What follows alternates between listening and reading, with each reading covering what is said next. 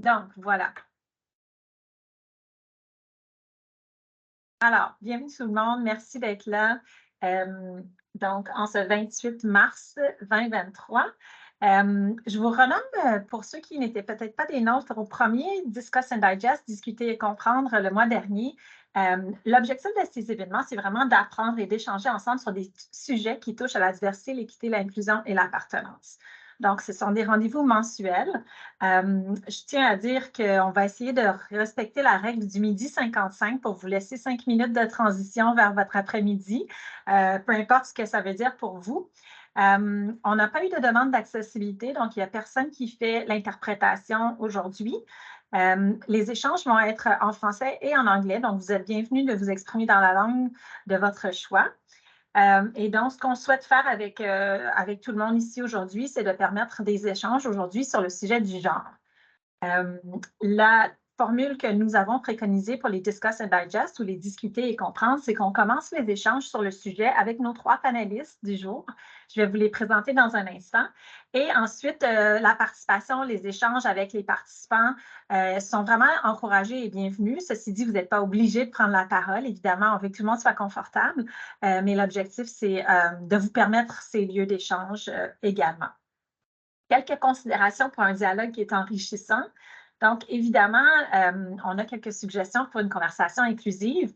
Notre objectif ici, c'est le co-apprentissage.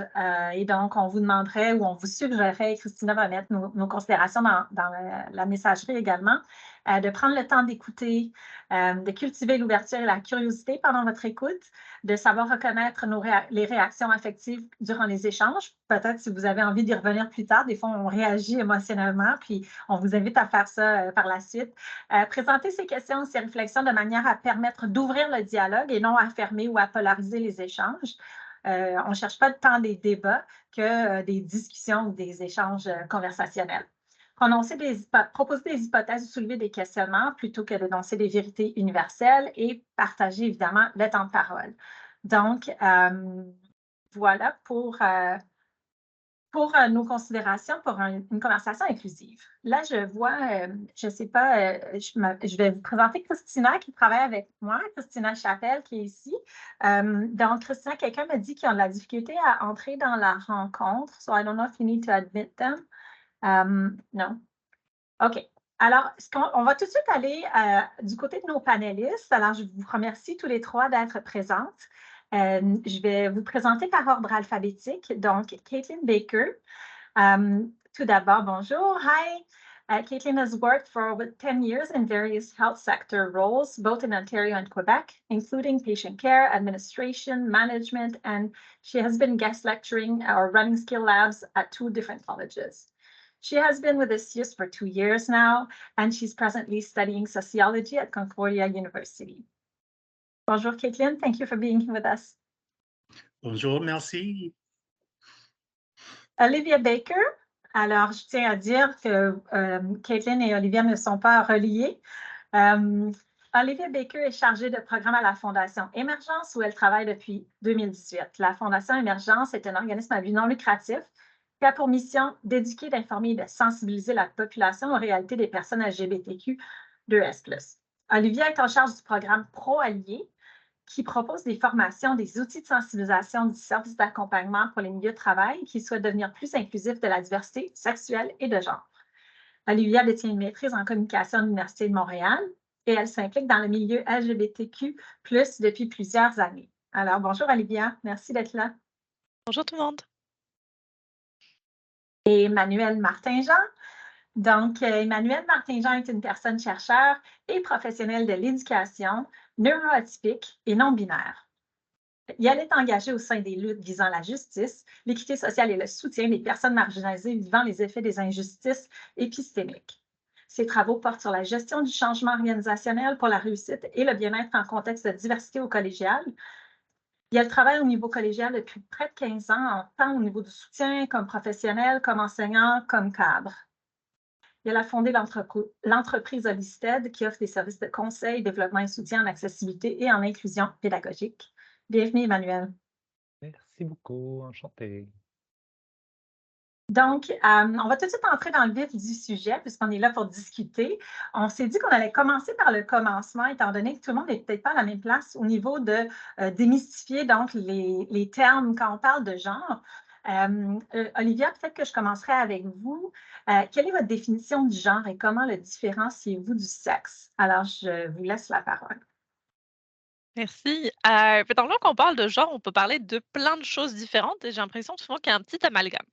Fait que pour remettre les choses un petit peu, au point au niveau des définitions, on peut parler déjà de l'identité de genre. Donc l'identité de genre, ça, c'est, la connaissance de nous-mêmes, comme appartenant ou non à un groupe genré. Donc c'est qui on est, dans le fond. C'est quelque chose qu'on sait, qu'on sent, c'est les mots qu'on utilise pour parler de notre genre, donc homme, femme, non binaire, c'est ce vocabulaire-là.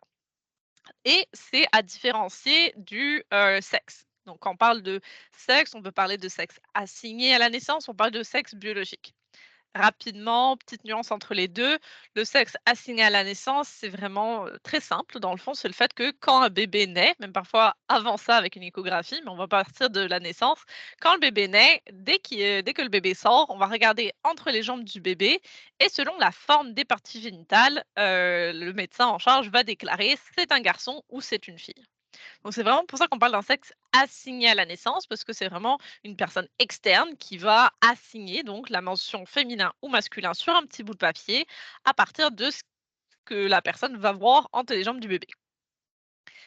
Si on voulait s'intéresser à quelque chose un petit peu plus, complexe, on pourrait parler du sexe biologique, qui correspond pas toujours au sexe assigné à la naissance parce que le sexe biologique, c'est beaucoup plus complexe, il y a beaucoup plus de critères à prendre en compte. Quand on parle du sexe biologique, on parle, de oui, les parties génitales externes, mais aussi tout ce qui se passe au niveau du système reproducteur interne, les chromosomes, les hormones, fait que tout ça, ça va faire, partie des critères qu'on peut regarder et ce qu'on remarque, c'est que bien qu'on, au niveau des cours de biologie qu'on apprend au secondaire et cetera, on nous donne une version un peu simplifiée avec, XX égale fille, XY égale garçon. En vrai, c'est un peu plus compliqué que ça. Moi-même, je suis pas du tout une experte en biologie, mais de ce que j'ai compris et de ce que je peux vous dire, c'est qu'en fait, c'est plus complexe que ça, notamment parce que tous les critères pour, donc chromosomes, hormones et cetera, sont pas toujours alignés avec notre définition médicale du sexe féminin ou du sexe masculin. Dans le fond, notre système médical est bâti sur, justement, il y a 2 sexes biologiques, mais en réalité, c'est pas aussi simple que ça puisqu'il y a aussi des personnes qui sont intersexes. Donc ça, c'est le mot qu'on utilise pour parler des personnes qui, ne répondent pas à tous les critères biologiques pour le sexe féminin ou à tous les critères biologiques pour le sexe masculin. Avant, on appelait ça des personnes hermaphrodites, c'est plus un mot qu'on utilise aujourd'hui, notamment parce que c'est pas vraiment les mêmes réalités, puis c'est vraiment un terme qui est utilisé pour, les animaux. Donc, on essaye de ne pas utiliser ça pour quand on parle des êtres humains.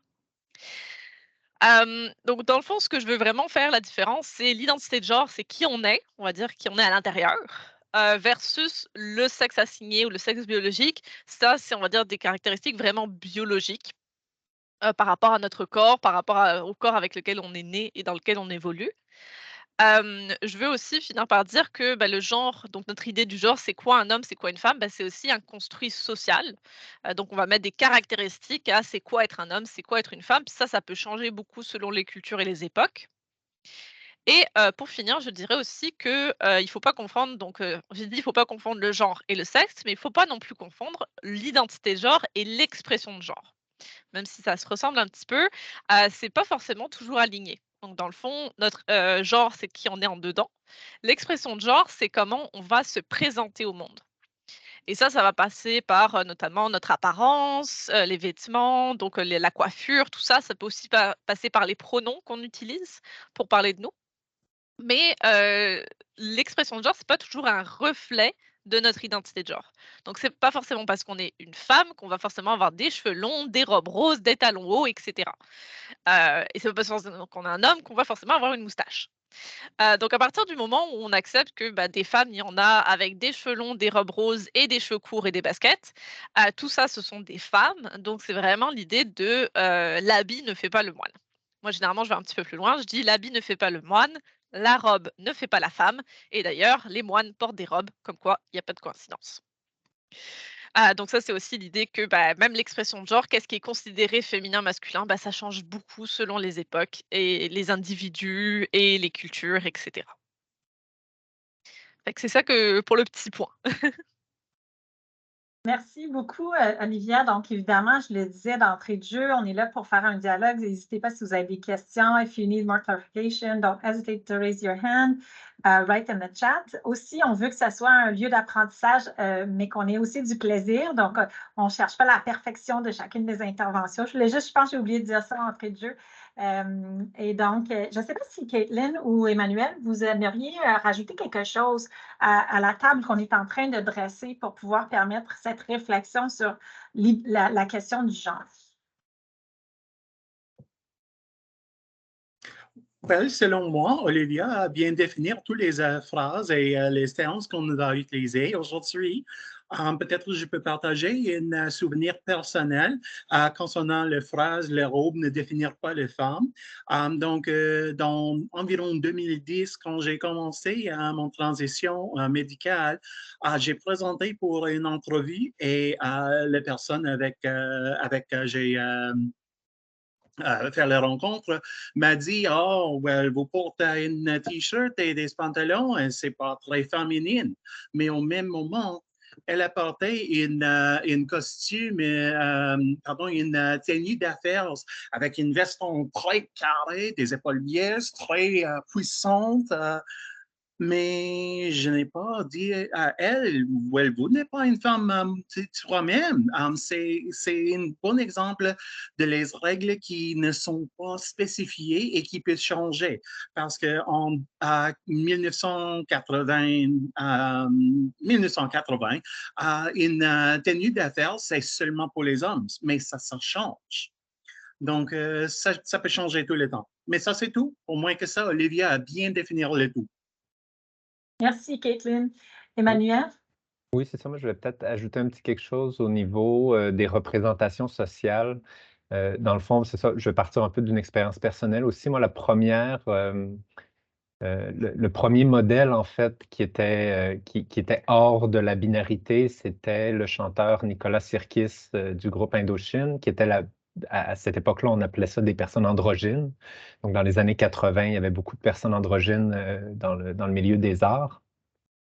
Et puis, pour se dire justement que c'est toujours une question de socialisation. Donc, une personne peut porter du vernis à ongles, qu'il soit un homme, une femme ou une personne non-binaire ou une personne trans. Et donc, pour moi, pendant longtemps, je savais que je me percevais pas comme un homme, mais comme j'avais pas de modèle, j'avais pas de langage non plus, j'avais pas nécessairement une manière de dire aux gens de quelle manière je me percevais.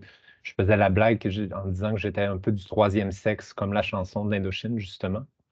Et tout ça vient nous acculturer. Donc, on a des modèles à travers les films, à travers les médias. Et pour moi, la première personne trans à laquelle j'ai été exposé, c'était dans le film Ace Ventura. Et c'est une démonstration très problématique des personnes trans parce qu'on la vilifie. Puis souvent, les personnes trans, quand on les présente, elles essayent de pénétrer dans des espaces féminins pour leur propre gain, alors que ce n'est pas l'expérience des personnes trans généralement qui, justement, elles sont trans. Donc, elles sont un peu à la lisière entre les différents. Et de plus en plus, donc, les médias ont évolué, mais à toute époque, il y a des bons exemples et des mauvais exemples, mais généralement parlant, si on regarde les films des années 80, on avait parlé justement en discussion avec Olivia du queer coding, donc du fait que les méchants sont souvent un peu queer. Donc, soit ils sont ouvertement homosexuels, ou soit on les voit, puis ils ont une identité, une performance qui s'apparente aux personnes queer. Éventuellement, les personnes trans ou les personnes non-binaires, c'était le centre de leur identité. Donc, on présentait des personnes homosexuelles et c'était le seul trait que ces personnes-là avaient. Et jusqu'à aujourd'hui, où de plus en plus, là, on a des personnes qui ont une identité de genre, une sexualité qui est hors norme, justement, hors binarité, mais que c'est seulement un trait parmi tant d'autres. Donc, on peut penser à The Last of Us, par exemple, qui passe présentement, ou dans d'autres téléséries aussi. Donc, on voit qu'il y a une évolution à ce niveau-là, mais qu'il y a encore beaucoup, beaucoup de chemin à faire. Puis ça nous impacte comme personnes, justement, de manière un peu implicite ou pas toujours consciente. C'est quelque chose à considérer aussi. Merci, Emmanuel. Ça soulève plein de questions et puis j'aimerais qu'on revienne sur l'impact un peu plus tard, mais j'aimerais ça qu'on continue dans notre contextualisation puis qu'on réfléchisse. Euh, on en parle, le concept du genre, c'est quelque chose qui est contextualisé à un lieu et à une époque parce que c'est un construit social. So, gender as a social construct is contextualized in a space, in an era. So, I'd like to talk a little bit more about that. Je ne sais pas si on peut entrer dans ce début de co-construction sur l'idée de genre comme une construction sociale. Olivia, je ne sais pas si vous voudriez commenter ou... Ben, dans le fond, c'est ça. Donc, Emmanuel a déjà parlé un petit peu de la représentation dans les médias qui est super importante dans la création du genre, dans le fond, de c'est quoi un homme, c'est quoi une femme, c'est quoi une personne non binaire. Puis je pense que c'est assez intéressant d'ailleurs, si vous faites l'exercice là, dans une salle avec une vingtaine ou une cinquantaine d'hommes, de femmes, de personnes non binaires différents, de leur demander c'est quoi un homme, c'est quoi une femme. Vous allez voir, vous n'allez pas avoir les mêmes réponses là, d'une personne à l'autre. De la même façon que vous leur demandez c'est quoi un Québécois.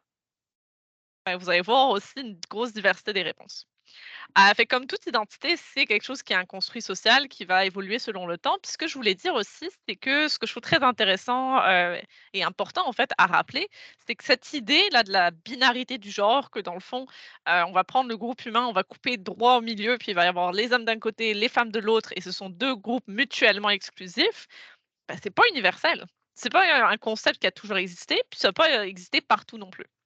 Il y a plusieurs sociétés dans le monde qui ont plus que 2 genres, 3 genres, 5 genres, 7 genres même. Donc cette idée qu'il y a juste des hommes et des femmes, puisque c'est naturel et universel, et cetera, ben non, pas vraiment, si on regarde au niveau anthropologique et sociologique. Il y a plusieurs d'ailleurs, exemples de sociétés qu'on pourrait prendre, ne serait-ce que par exemple les Hijra en Inde. Donc c'est un 3e genre qui est reconnu depuis plus de 4000 ans. Donc ça a vraiment, ça date vraiment il y a très longtemps. Mais plus proche de chez nous, on peut aussi, je pense que c'est important de reconnaître l'héritage des cultures autochtones. Sachant que chaque nation a bien sûr sa propre culture et ses propres réalités, mais de façon générale, les cultures autochtones étaient beaucoup plus acceptantes de la diversité sexuelle et de genre que, les peuples colonisateurs, et ça a d'ailleurs été une des raisons du grand clash et de tout ce qui s'est passé avec, les pensionnats et cetera, où on a dû, désapprendre finalement cette, acceptation de la diversité sexuelle en apprenant que l'homosexualité c'était un péché et qu'il y a juste des hommes et des femmes et cetera.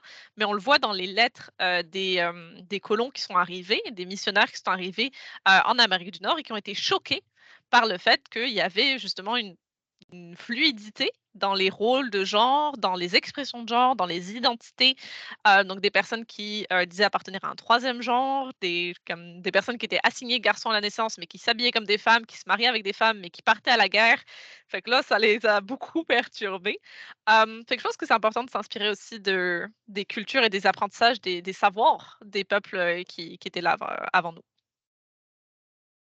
Oui, merci. C'est super intéressant, Olivia, de recontextualiser, dans le fond, la question du genre, parce que nous, on est en Amérique du Nord, on est à Montréal, puis on est dans ce contexte-là sans toujours prendre du recul par rapport au concept qu'on côtoie au quotidien. Je ne sais pas si Emmanuel ou Kathleen, vous aviez envie de rebondir là-dessus. Oui, je vais me permettre d'y aller en seconde. Justement, c'est ça, j'ai parlé un peu des médias dans ma précédente réponse, mais justement, il y a une question de contrôle social également. C'est qu'en établissant des règles très claires, ça permet aux gens en position de pouvoir d'exclure du groupe. Et donc, dans des modèles sociaux qui, justement, fonctionne sur une organisation hiérarchique, qui fonctionne sur une organisation où le pouvoir est assigné, mais selon des éléments qui sont plus arbitraires, comme la naissance ou certaines règles sociales, contrairement à d'autres, justement, organisations sociales où là, il y a un respect des personnes telles qu'elles sont et un accompagnement et une éducation. Donc, il y a vraiment cette question-là où en créant des codes et des règles, ben justement, on vient contrôler les personnes et comme tout être humain est un peu un animal aussi, même si on essaie de faire attention à ça, ben, il y a des fonctions où on essaie justement de faire partie du groupe. Tout être humain cherche à faire partie du groupe.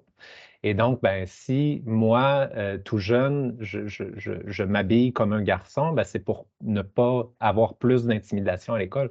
Je peux vous dire que ça n'a pas du tout fonctionné, là, mais donc c'est ça, on exclut les gens et il y a un contrôle qui se fait et il y a, la pression par les pairs s'installe comme ça. Alors que quand on a un côté un peu plus respectueux de la diversité des personnes, ben, on se rend compte que chaque personne, dans le fond, fait partie un peu d'une diversité. Et ben là, je ne veux pas non plus aller trop loin sur ce côté-là, mais donc au niveau social, ça serait cet élément-là que je voulais apporter. Merci, Emmanuel. Je vois là qu'il y a une question qui a été soulevée en rapport avec ce que Emmanuel, tu viens de dire.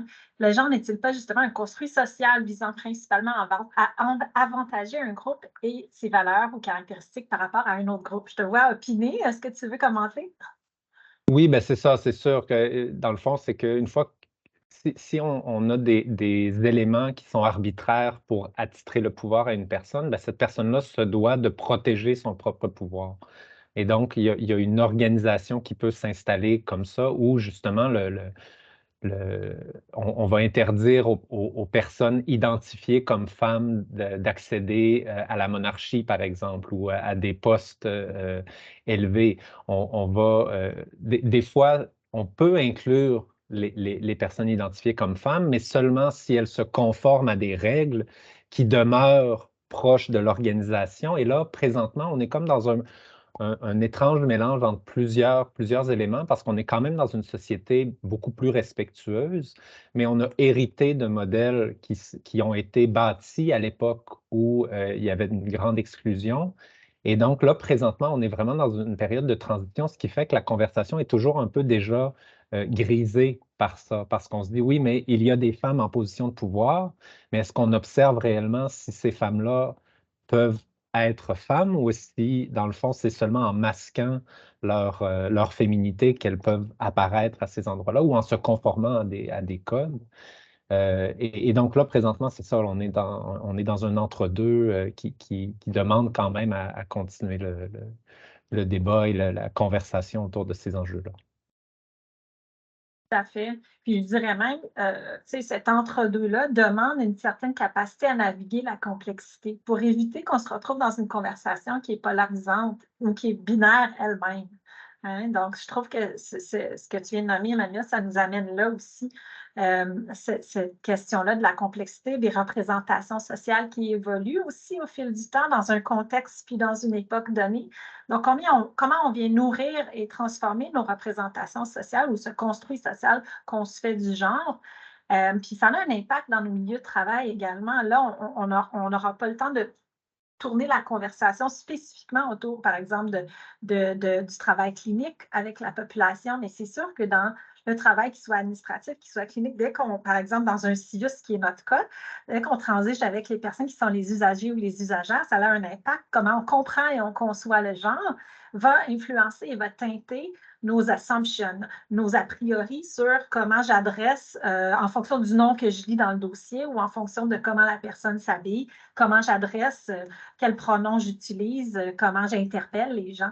Donc, je trouve que ça a un impact, ce construit social-là, ou cette représentation sociale-là qu'on se fait.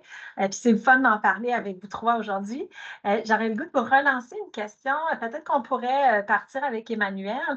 Sur l'impact, justement tout à l'heure, parce que tu le nommais, Emmanuel, il y a un impact sur cette construction du genre, sur les individus. Donc, quel serait l'impact des normes de genre sur les personnes qui s'identifient en dehors des schémas qui sont binaires ou plus traditionnels de ce que Olivia disait tout à l'heure, d'un côté les hommes et d'un côté les femmes, et quels sont les défis auxquels les individus sont confrontés lorsqu'ils tentent de remettre en question les normes et les attentes en matière de genre?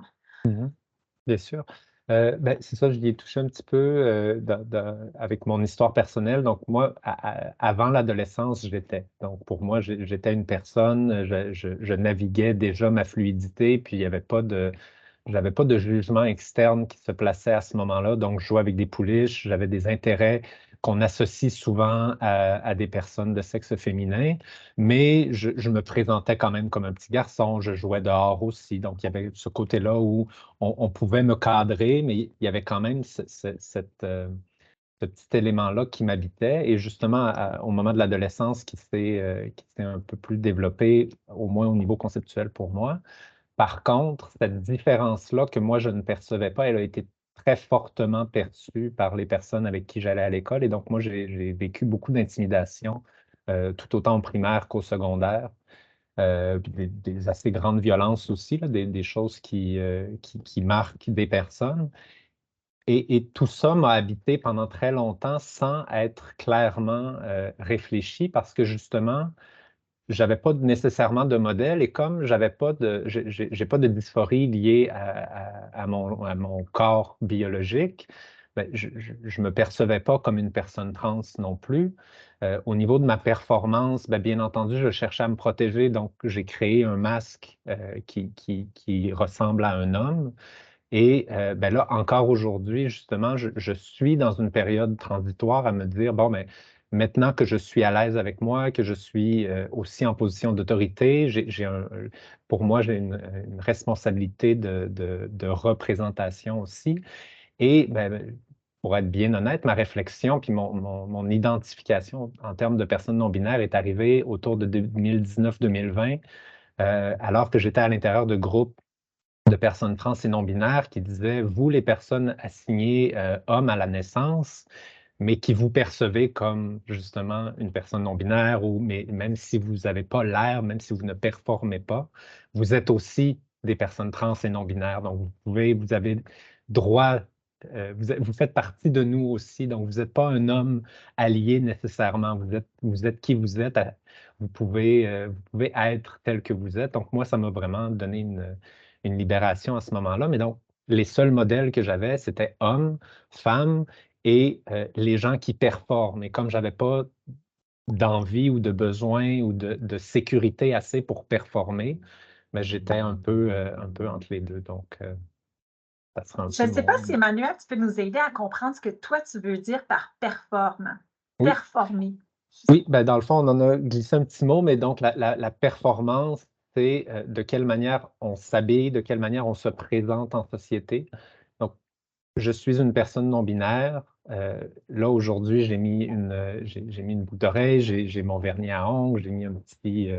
Je me suis mise belle, beau.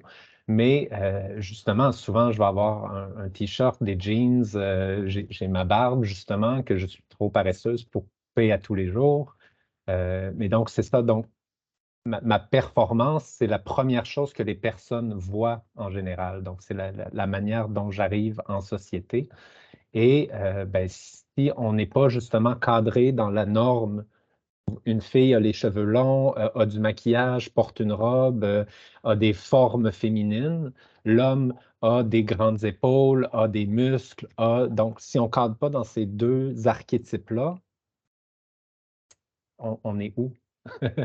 Et c'est là que ça devient compliqué parce qu'il y a des personnes trans qui cherchent à performer le genre auquel elles se perçoivent et ça peut créer justement des grands, une grande déstabilisation puis des grands impacts parce que on cherche à être perçu tel qu'on est à l'intérieur et c'est pas toujours possible, même quand on est une personne qu'on va appeler cisgenre, donc qui est du même genre que assignée à la naissance. Ben justement, il y a une très grande pression à performer. Et ça, c'est tout relié justement à l'organisation binaire et hiérarchisée, donc l'homme en haut, la femme en dessous, et etc., etc. Kathleen, Olivia, je vous relance le Oui. micro. Je vais, je vais juste, justement pour, faire du pouce sur ce que disait Emmanuel, bah, ces normes de genre-là, en fait, cette performance de genre existe pour tout le monde, que ce soit des personnes trans ou pas. Dans le fond, depuis, puis je pense autant pour les hommes que pour les femmes, les personnes éduquées hommes que les personnes éduquées femmes, parce que de nos jours, il n'y a pas encore beaucoup de personnes qui ont été éduquées non-binaires, là. Mais donc dans notre socialisation, c'est je pense que tout le monde a des anecdotes de ça te fait dire: «Bah, là, une petite fille, ça fait pas ça. Un petit gars, ça fait pas ça». Bah, non, mais c'est genre: «Tu vas pas mettre ça» ou «Non, mais croise tes jambes». Ce genre de choses-là, c'est pas très ladylike. Toutes ces injonctions-là, je pense que c'est quelque chose que tout le monde a connu. Et c'est des fois des sortes de violences aussi où on se fait dire qu'on est un garçon manqué, quand on est une fille un peu trop masculine, qu'on est un tomboy ou garçon manqué. Je trouve que c'est assez violent comme expression, là, genre tu aurais presque réussi un garçon, mais non, tu sais, c'était une erreur, là. Et ou aussi justement de tous les garçons qui se font dire que c'est pas des vrais gars. Tu sais, toi tu pleures comme une fille ou tu lances comme une fille, tu cours comme une fille. La plus grande insulte qu'on peut faire à un homme, c'est de le traiter de fille, ce qui est quand même assez parlant sur notre société, je trouve. Hem, mais donc ces normes-là sont nocives, puis on voit la pression pour les hommes cisgenres d'être extrêmement masculins est immense et extrêmement nocive au niveau de leur santé mentale. De la même façon, pour les femmes cisgenres ou les femmes trans, la performance de la féminité qu'il faut faire énormément d'efforts pour être naturellement féminine. Et je pense aussi ce qui est important, c'est de voir que la fenêtre d'acceptabilité de c'est quoi une bonne femme est extrêmement petite. Si tu es trop féminine, si tu te maquilles trop, c'est vulgaire, si tu te maquilles pas assez, c'est négligé. Si tu as trop de forme, c'est pas bien, si tu en as pas assez, tu es un garçon. Fait que tu vraiment pas énormément de chances d'être dans la bonne fenêtre. Hem Et je pense que ça aussi, c'est quelque chose que je trouve qu'il y a énormément d'empathie et de solidarité à avoir au sein même des femmes ou des hommes. Quand j'invite vraiment les femmes cis à ressentir cette empathie, cette solidarité avec les femmes trans, qu'on vit on vit le même problème, qu'on soit une femme cis ou une femme trans. On a peur du regard des autres, on se sent pas toujours bien dans nos vêtements, on est obligé de modifier notre corps pour, rentrer dans les critères de beauté qui sont absolument pas réalistes. Et au niveau des hommes trans comme des hommes cis, tu sais, je pense qu'aussi que les hommes cis ont beaucoup à apprendre, des hommes trans et des personnes non binaires en question de vulnérabilité, de redéfinir la masculinité. Qu'est-ce que c'est qu'être un homme? Fait que je pense que tout ça, c'est aussi quelque chose où on pourrait beaucoup apprendre les uns des autres là-dessus. Merci Olivia pour tous ces éléments de réflexion qui sont mis ensemble. Vraiment, c'est super intéressant. Je vois qu'il y a des gens qui réagissent dans le clavardage. Est-ce qu'il y aurait des questions à ce stade-ci ou avez-vous envie d'intervenir de façon verbale? N'hésitez pas là, si vous avez envie tout du long. Je ne le ferai pas à chaque question, mais vous êtes évidemment bienvenus pour lever la main, donner votre opinion. Ce n'est pas obligé d'être des questions. Vous pouvez aussi partager à la conversation. Est-ce que j'ai oublié un point que je voulais mentionner et que je trouvais, intéressant là quand Emmanuel parlait, ça a allumé une ampoule chez moi. Je sais pas si vous avez entendu parler je pense que c'est Jordan Peterson, um, basically a guy on the internet, who got really angry at Elliot Page for changing, their pronouns and got a bit, of a fuss and started talking about the place of non-binary people. And it's so interesting because he basically went on a rant, and while on that rant, he actually said out loud, like, what the problem is. He said, "Well, if you like appear to me, and I don't know if you're a man or if you're a woman, what do I do with you? How do I know what I do with you?" Et cette idée de comme ben là, si je connais pas ton genre, si ton genre est pas évident pour moi, qu'est-ce que je fais avec toi? Et ça, je trouve ça super intéressant parce que dans le fond, qu'est-ce qui dérange dans la non-binarité, c'est qu'est-ce que moi je fais après par rapport à toi? Comment est-ce que je peux te traiter si je ne connais pas ton genre? Et là, rend ça extrêmement explicite le traitement différencié qu'on a selon le genre. Et aussi, ce que je vois, c'est de l'insécurité aussi par rapport à, bah oui, mais si je sais pas si tu es un gars ou une fille, je sais pas si je peux être attirée par toi. Parce que si je suis attirée par toi et qu'il se trouve que tu es pas le genre que je pensais, ça va faire des insécurités, puis ça va me poser toute plein de questions que j'ai pas envie de poser. Fait que je pense qu'aussi que le traitement, la perception de l'autre est important pour nos réactions, mais c'est uniquement important si on décide qu'on va traiter les gens différemment. J'attends de voir si quelqu'un a envie dans les participants aussi de rebondir. Ouais. If someone wants to react. Oui, Jessica. Mais je me demandais, Olivia, y a-t-il une façon que tu recommandes comment s'exprimer, comment demander à l'autre, comment elle veut se faire appeler, comment elle veut, tu sais, si on n'est pas sûr de son genre, de son identité, comment que l'autre aimerait se faire aborder, se faire appeler? Y a-t-il des petits trucs sociaux? Oui. Oui, absolument. Moi, mon truc préféré, c'est de donner mes pronoms. Dans le fond, Ok. quand je donne mes pronoms, dans une conversation, je dis « Salut, moi c'est Olivia, j'utilise le pronom elle, et toi? » Ah. Ça met de la place pour que l'autre personne donne ses pronoms sans la mettre sur le spot, Ah, parfait. sans l'isoler là-dessus. Une autre question qui peut être intéressante à donner à tout le monde, c'est « Comment est-ce que tu veux que je m'adresse à toi? » Donc, comment vous voulez que je m'adresse à vous? Et ça règle tellement de questions sur Ouais. le tutoiement versus vouvoiement. Est-ce que je vous appelle madame ou pas? Est-ce qu'on s'appelle par son prénom? Est-ce qu'il y a un diminutif avec lequel on préfère? Comment est-ce que se prononce le prénom de la personne? Ça règle tellement de questions sur comment est-ce que vous voulez que je m'adresse à vous? Et puis, si la personne ne comprend pas, ben, généralement, la personne va juste tenter une réponse, là, ben, comme « Ah, ben, moi, c'est madame Richard » ou ben, « Tu peux m'appeler Nat » ou ben, « Moi, c'est Max et mes accords, c'est masculin. » Ça donne vraiment ça. Sinon, ben, tout simplement d'écouter la personne, comment elle se genre, de faire pareil. Ou ben, bien sûr, on peut aussi poser la question « Quel pronom est-ce que vous préférez que j'utilise ?» Mais je mettrais vraiment de donner ses pronoms puis de juste poser une question très générique aussi, ça marche. Merci beaucoup, Olivia. Un gros merci. Merci. Caitlin, I'd like to reel you in the conversation. I saw you're nonverbal. Do you want to add something to this exchange? Oui, s'il vous plaît, yes. Donc, j'aimerais la phrase, pardon, how do you like to be addressed? J'aimerais cette phrase parce que c'est ouvert à tout le monde. C'est pas seulement les personnes trans, c'est pas seulement les personnes non-binaires. Par exemple, il y a beaucoup de personnes qui ont été élevées, qui ont été nommées dans un autre pays, qui est présent au Canada et trouve que c'est difficile pour tout le monde de dire des noms. Ou le premier exemple qui saute dans ma tête, c'est un nom indien, Mahboub. Et peut-être il préfère d'être mari ici. Donc, ça applique aussi à les personnes cis, à les personnes qui préfèrent « Ah non, je ne jamais m'appeler Madame Leblanc. S'il vous plaît, m'adresser à Marcel, whatever. » C'est très inclusif, selon moi. Donc, ça, c'est une pointe de discussion pour moi, déjà sur mon liste parce que c'est une chose qui sont très importantes, selon moi. So, yeah. Would you like to add anything? Oh, Anita, I see your hand up. I just wanted to give Caitlin the chance. Do you have anything you'd like to add on what was been said by on that question that we just had on impact?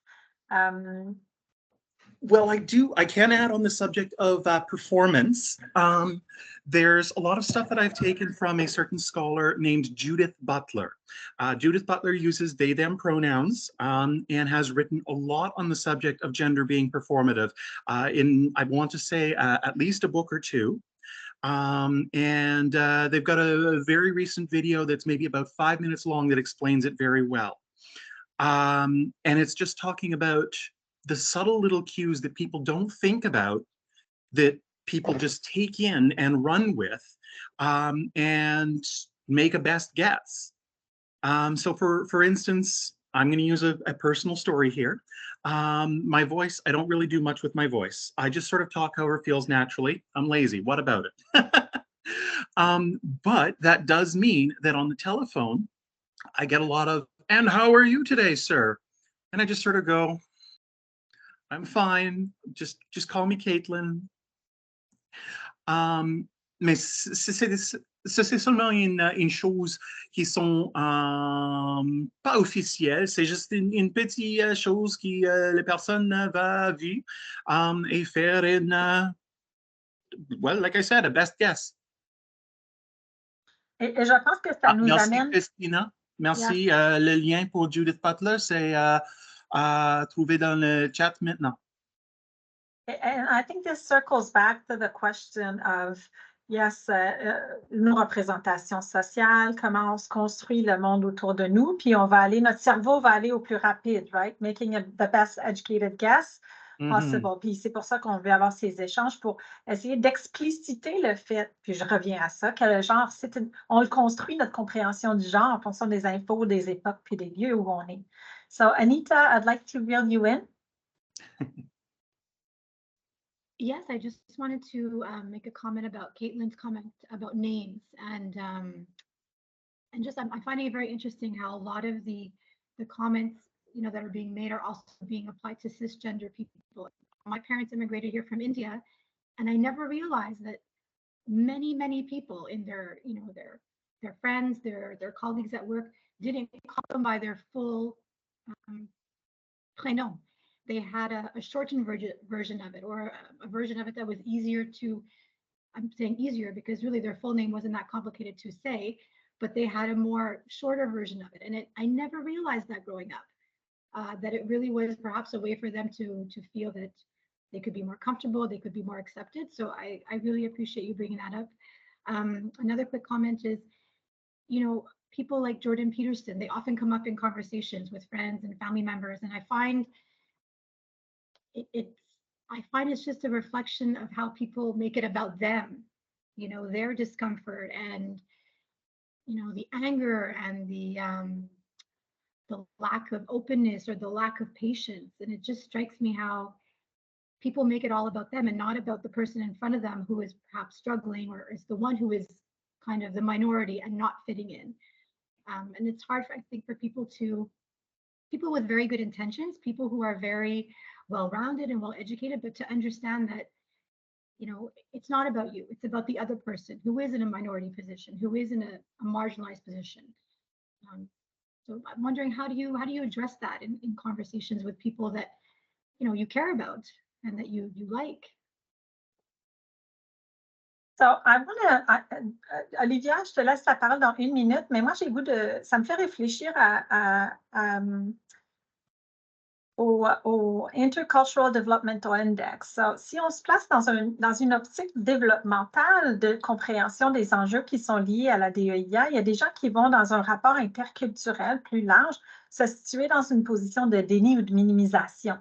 Et donc, il y a différentes postures qu'on peut avoir sur ce continuum-là, and I think that could be the topic of an entire discuss and digest. But so if you're, let's say, Anita, you're in an adaptation or acceptation of the complexity of diversity and intercultural developmental learning, alors ta posture est complètement différente que quelqu'un qui est dans le déni et qui va dire, on est tous des humains, on a tous du sang dans nos veines, il n'y a pas vraiment de différence entre les couleurs, les langues, etc.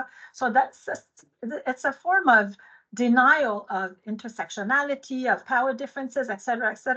Et alors, on ne peut pas se situer et parler de la même façon à tout le monde en fonction du continuum. So the question is, how do we bring people moving along the continuum and gaining more understanding de notre perspective, disons, en accommodation, en acceptation ou en adaptation?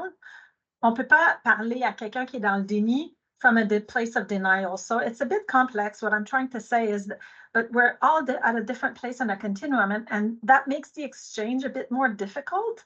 And so, il y a de l'apprentissage à faire si on veut tous progresser vers l'accommodation de la diversité. That means being able to hold a certain level of complexity in one's mind and in one's heart, et dépendamment de si on est en échange avec des gens qui vont se situer, par exemple, au départ du continuum dans une compréhension du monde très binaire, que ce ne soit pas juste sur la question du genre, là, et donc où les choses sont vite polarisées, ça, c'est plus ce qui s'apparente au déni, à la minimisation. Alors, we literally speak a different language d'une façon métaphorique. Alors, peut-être ça peut faire, c'est une réponse partielle, puis peut-être ça peut faire l'objet d'un discuss and digest by itself, because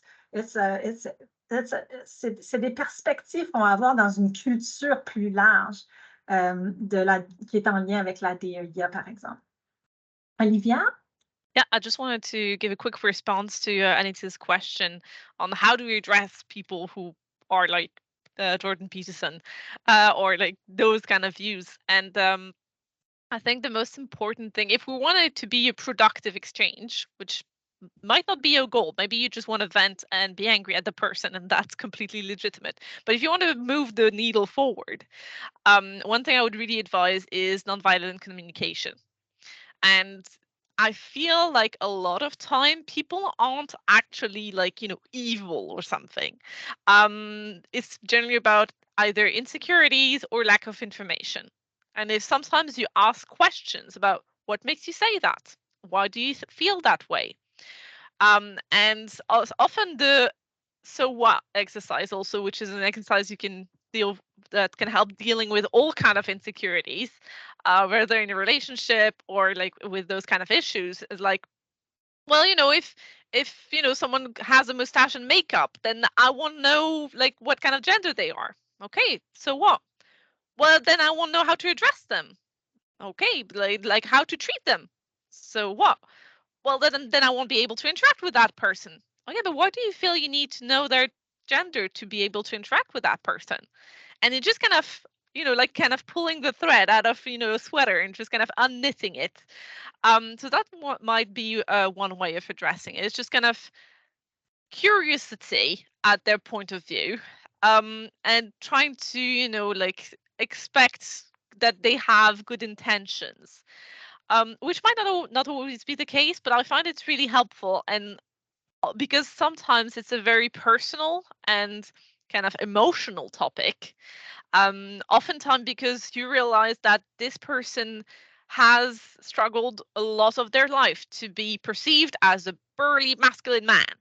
And now that we're muddling with that definition of masculinity is really hurtful for them, because they fought their whole life to be seen as a man, and now we're changing what a man is, and that's not fair.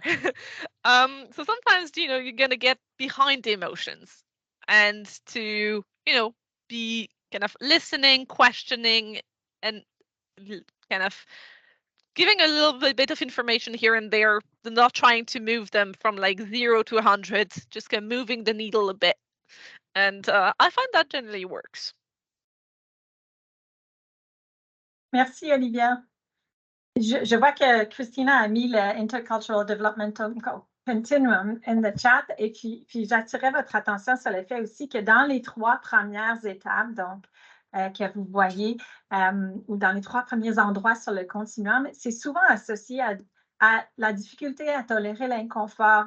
Et donc, le langage aussi, on peut revenir là-dessus, qui est utilisé à ces phases-là, est lié aussi à rester dans une certaine zone de confort. Puis quand je parlais de hold complexity, the greater complexity you can hold, the more discomfort you can also hold.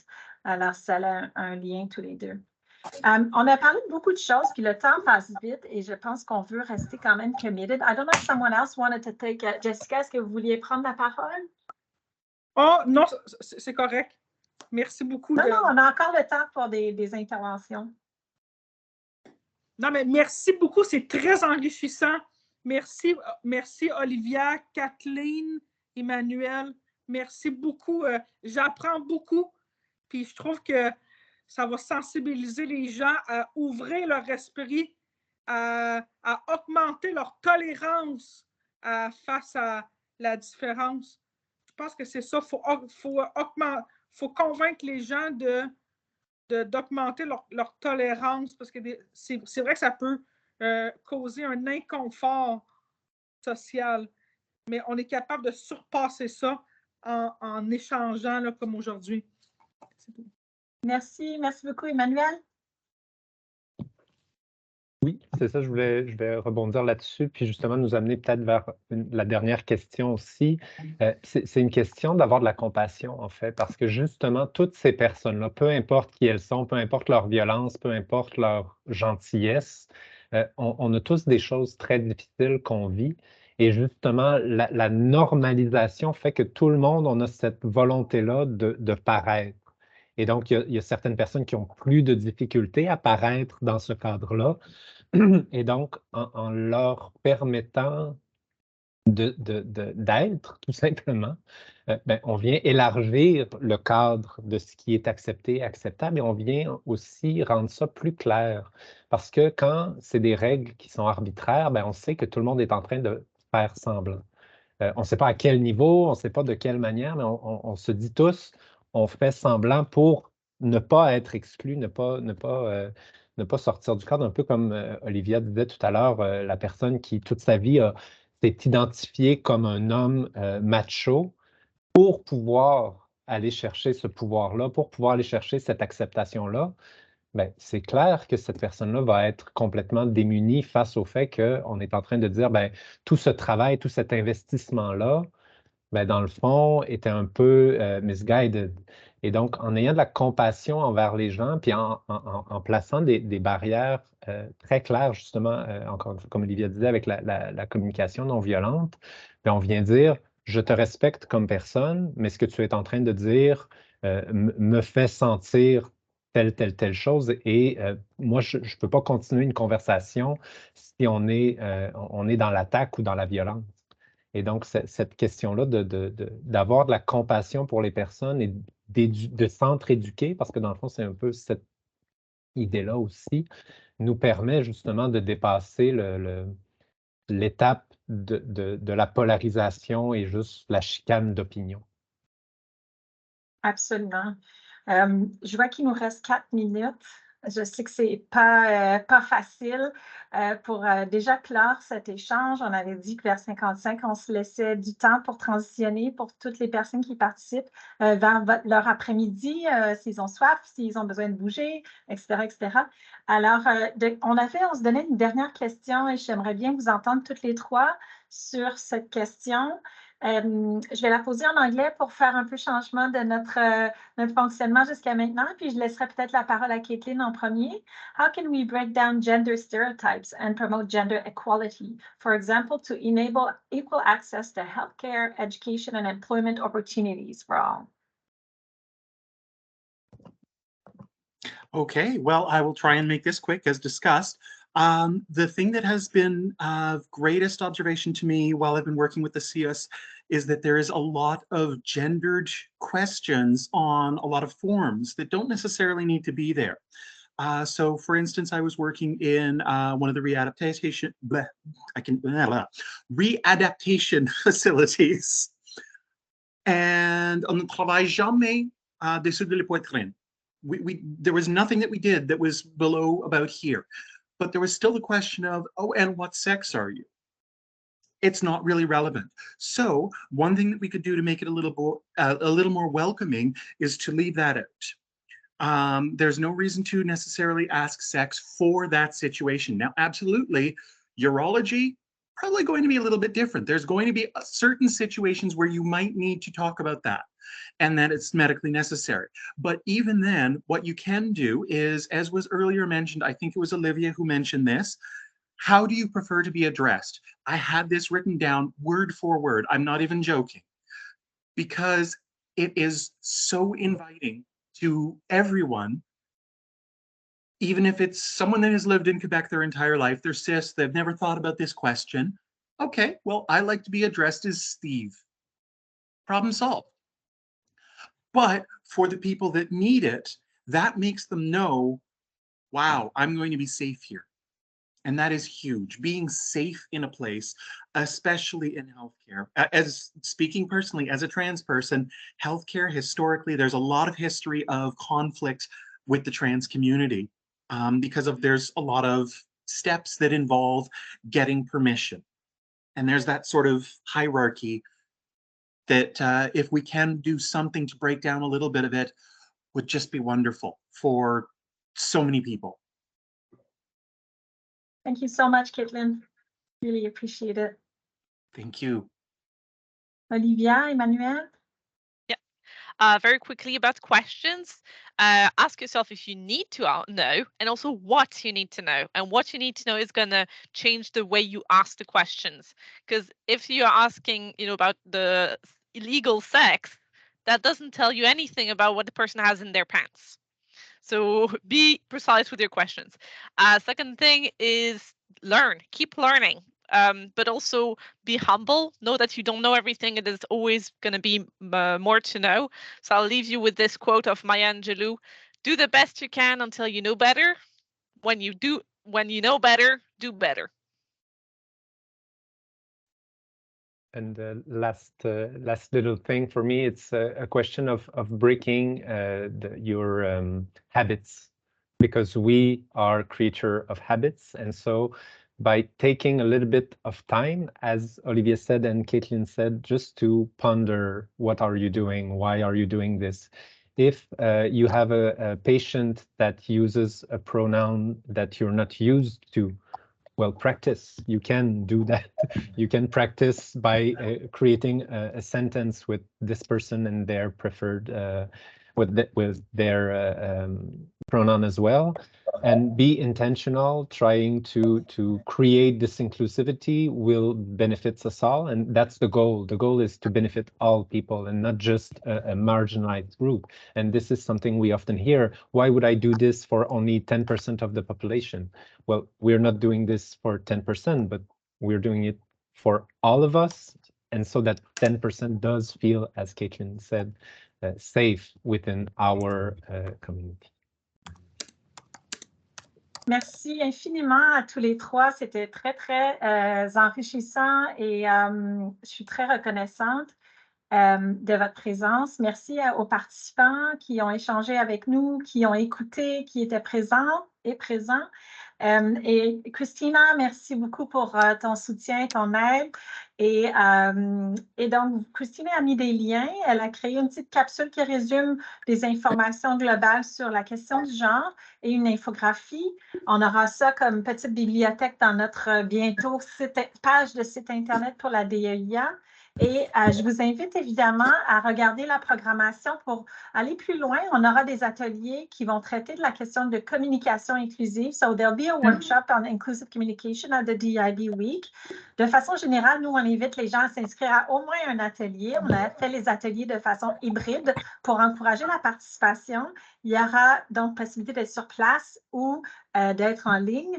Vous allez voir, il y a 6 sujets très différents.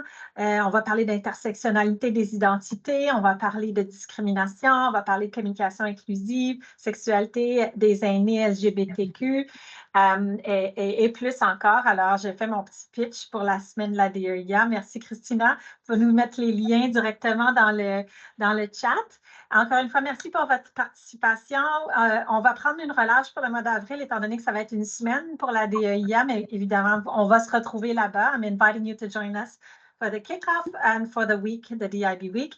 And we'll resume this Discuss and Digest in May with a different topic that we'll keep for ourselves for now. So thank you so much. Have a good afternoon. Merci encore à toutes les trois. Merci pour votre présence et participation.